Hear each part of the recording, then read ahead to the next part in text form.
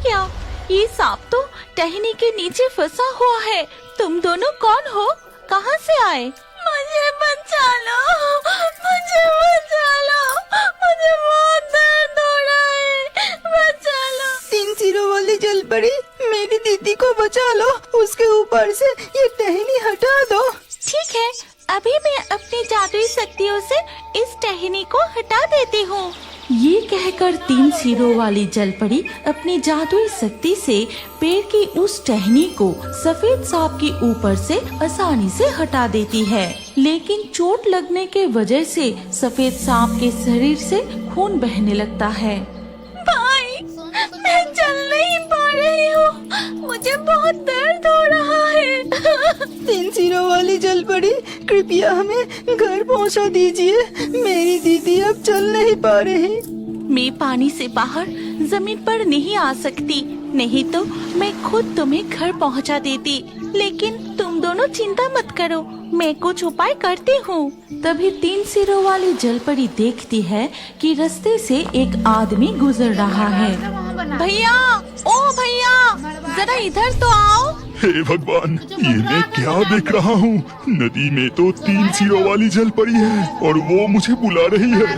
हम बहुत मुसीबत में हैं, हमारी मदद कीजिए। वो जलपरी कह रही है कि वो मुसीबत में है, चलो जाके देखते हैं। दिनेश सपेरा जलपरी के पास जाता है और कहता है, जलपरी, कहिए आपको कैसी मदद की जरूरत है?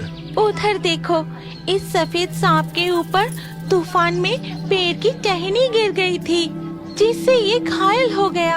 अब ये चल नहीं सकता। तुम इसे और इसके भाई को इनके घर पहुंचा दोगे? बस इतनी सी बात, आप निश्चिंत रहिए, मैं अभी उन्हें उनके बिल तक पहुंचा देता हूं।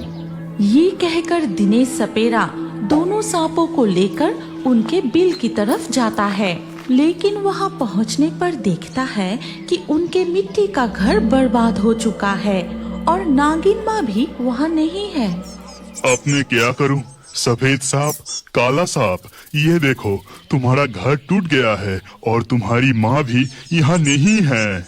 उधर इच्छाधारी नागिन अपने बच्चों को ढूंढते हुए नदी के किनारे तक पहुँच जाती है और वहाँ देखती है खून की निशान, और खून की गंध से नागिन समझ जाती है कि ये किसकी खून है। अरे मेरे बच्चे, तुम्हारे साथ ये क्या हो गया? किसने किया ऐसा? मैं उसे नहीं छोड़ूंगी, कभी नहीं। इच्छाधारी नागिन के रोने की आवाज सुनकर वो जलपरी पानी के ऊपर आती है और वो नागिन को पूरी घटना बताती है। मेरे कहने पर वो इंसान तुम्हारे बच्चों को तुम्हारे बिल पर छोड़ने के लिए गया है। 3 सिरों वाली जलपरी, आपका शुक्रिया, लेकिन अनजाने में एक सपेरे के हाथ मेरे बच्चे को सौंप दिया। सपेरा सांपों का शिकार करता है। ये कहकर नागिन जल्दी से अपनी बिल की तरफ दौड़ पड़ती है और देखती है कि सपेरा और उसकी बच्चे वहाँ नहीं है। तब तक दिनेश सपेरा नागिन के 2 बच्चे सांपों को लेकर अपने घर चला जाता है। भाग्यवान, भाग्यवान, जल्दी वो जड़ी बूटी इधर लेके आओ। जड़ी बूटी क्यों चाहिए? क्या हुआ तुम्हें? कहीं किसी सांप ने काट तो नहीं लिया? नहीं भाग्यवान, ये देखो, इस सफेद सांप को गहरी चोट लगी है। अगर जल्दी इसका इलाज नहीं किया गया तो ये मर जाएगा। इसके बाद सपेरा विशेष जड़ी बूटी को सफेद सांप के घाव पर लगा देता है। उधर तब इच्छाधारी नागिन, मैं उस सपेरे के शरीर की गंध यहीं से महसूस कर रही हूँ। वो इसी रास्ते से गया है, मैं उसे नहीं छोड़ूंगी। ये कहते हुए इच्छाधारी नागिन दिनेश सपेरे की गंध का पीछा करते हुए उसके घर के तरफ जाने लगी।